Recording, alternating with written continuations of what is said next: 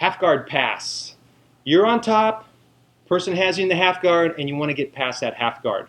What are you going to do? Well, the most popular, most functional half guard pass that you see is this one. This one comes up. This is really a great half guard pass. He has me in half guard. What I do on top, I'm just going to show this quickly because we're not doing this one right now. You'll learn this later, but we're not doing this right now. He has me in half guard. What I do is I go in and I get the head and I get his arm, I clamp him down, I move him to the side, I put my foot over, I hop up, I get out, and I slide past. Okay, very nice move. For our purposes, because we have a different purpose, we're going to use one that's a lot easier, actually. That one is great, works very well. There are a couple little dangers in there. There is a place where you can get turned over. Even if you have good base, you can get turned over. There's also the eye gouges and all that we're always dealing with, because you get that clasp to hold on to the person while his hands are free. You just have to realize he might just go and stick you in the eye. So that's why I like to monitor the hands. This is what we're going to do. I'll put Israel over here. So we have half guard. This is actually the very first way to deal with the half guard that I was taught way back when by Higan Machado. And what happens is it goes out of vogue because you get stuck in that 3/4 mount position. They end up grabbing your ankle, and sometimes it's hard to get the ankle out and all. So this is it. So I'm right here. From this position, I'm just going to sit on my hip for a moment. So I'm cross-facing him. Good thing is I have control of this arm. If he goes to thumb me in the eye here, I've got some pretty good control.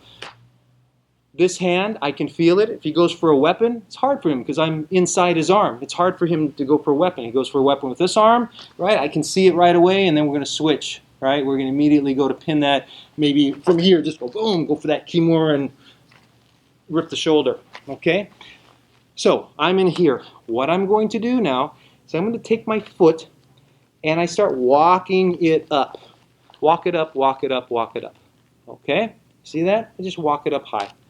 Then, suddenly, I'm just going to take my hand and shove his knee down and pass over to here. But what's going to happen is, guess what? I'm in good old 3/4 mount. That's a problem in a tournament, right? Because then I have to get the underhook on the other side. I have to pop up. I have to try to take this off. But it's not that easy when the other person's really resisting you. But for our purposes, as we discussed earlier, we like 3/4 mount. We like that a lot because it's basically mount. So he has your ankle. You can hit from there. So one more time. Here we go. Have this. I'm cross-facing. I'm getting that shoulder across, just like we do from side control. I'm sitting on my hip.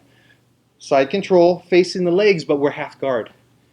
Okay? And not arm on the other side. This time we're going here, just like when we mount. A lot of times we'll put that arm under his head, use the shoulder to cross-face him. Hard for him to bridge into me, and he can't bite me. Then I'm going to walk my foot up. I'm probably controlling this. Start walking the foot up.